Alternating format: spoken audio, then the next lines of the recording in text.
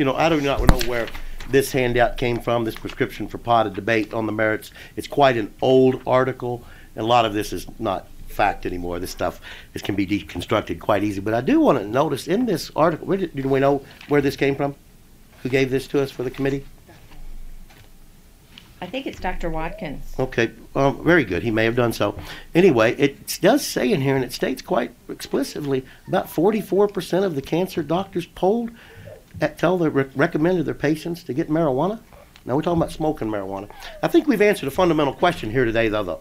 And the question simply boils down to, is cannabis medicine? So it's a yes or no answer almost. And we have to be very careful not to preclude the rest of the cannabis plant. The cannabis plant, and there's data, I've got tons of data on all the different cannabinoids here and all the different symptoms from the Arizona Medical. And we have those before us so we can show you. I think Eric is exactly right, and I'm very proud of you, Eric. I think the people are ahead of the politicians. The prohibition is the crime. We have this in pharmaceutical and in medicine.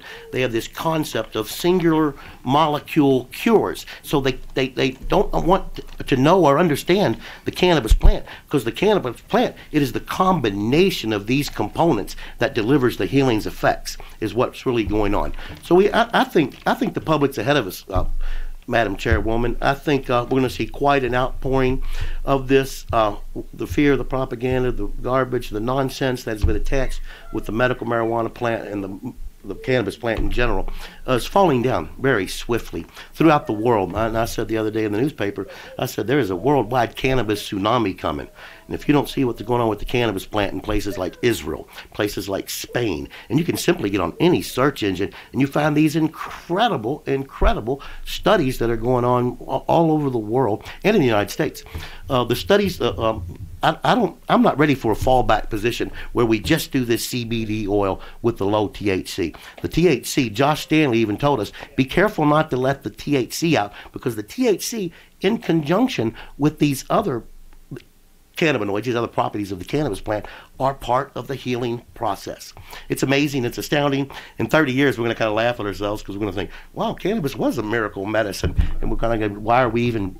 What happens in this whole conversation is we've got 90 years of government lies, distortions, mistruths, prohibition against studying, wrecked families, 20 million people arrested over marijuana since the war on drugs started in the United States. Destroyed lives, all based on lies. There is no scientific evidence that supports any one of their studies opposed to, especially medicinal cannabis. It is time to move forward. I am not ready for a fallback position on the oil only. I think we're going to be surprised at the outpouring that's going to come in here. We are still going to see opposition, but people are no longer falling for that fear and that propaganda and that nonsense. So anyway, I appreciate having this testimony. This oil is amazing, but so is the rest of the cannabis plant.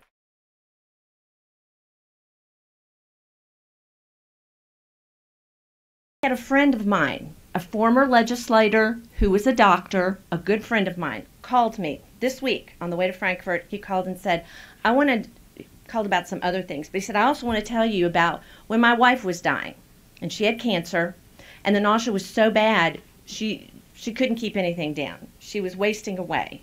And he said, what we found was one puff from a marijuana cigarette, and her nausea would go away in an average of 17 seconds. Yes. And he said, I think she lived at least 3 or 4 months longer. Quite a serious issue with diabetes.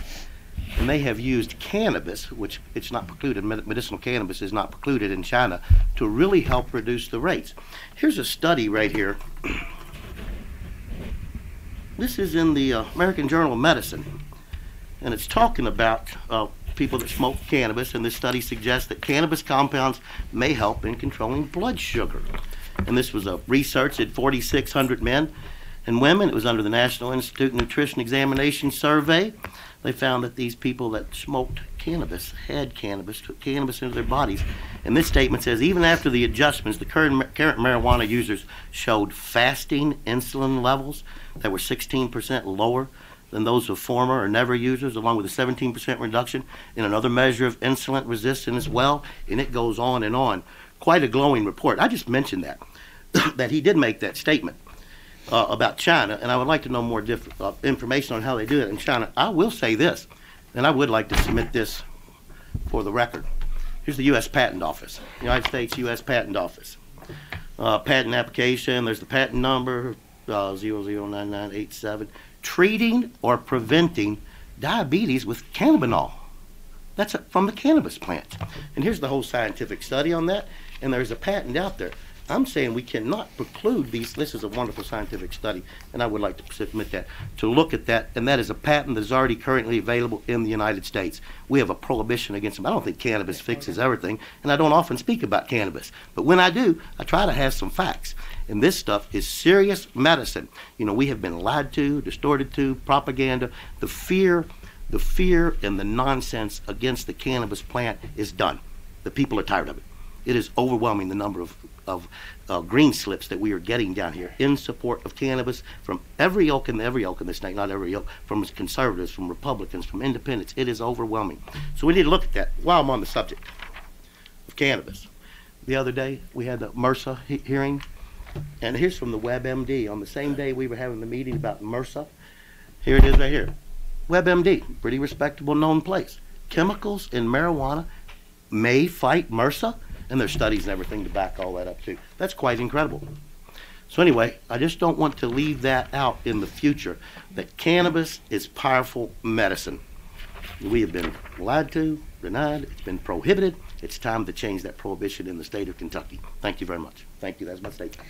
Can I ask you a question about that? Yes. On the diabetes, is it only if they inhaled the cannabis, or does it also get the same benefit as the oil? It's really kind of funny because Josh Stanley, when he was testifying to us the other day, told us how vital it was these oils were, but he said be careful you don't disallow the other compounds that are in. And I understand that, but I'm just curious on the diabetes. Smoking cannabis, eating cannabis, yes, it's almost medicine in any form. Doesn't matter what form. In your body. You can vaporize it, you can take it in medibles. Okay. Well, thank you. Senator Thomas.